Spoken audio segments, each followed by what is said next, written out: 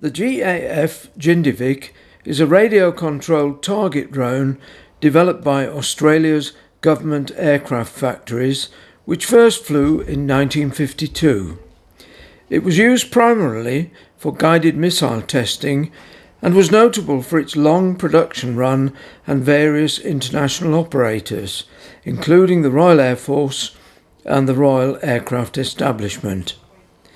The name Jindivik means the hunted one in the Aboriginal language. Between 1952 and 1986, a total of 517 Jindiviks were built, with a brief resumption of production in 1997 for additional units until its retirement in the late 1990s.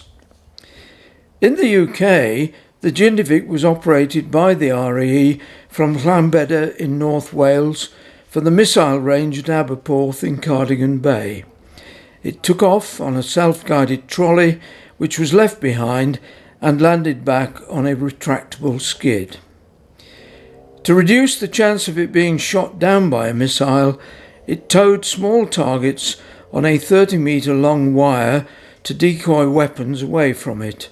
It was also fitted with numerous cameras to record the missile flight towards the target.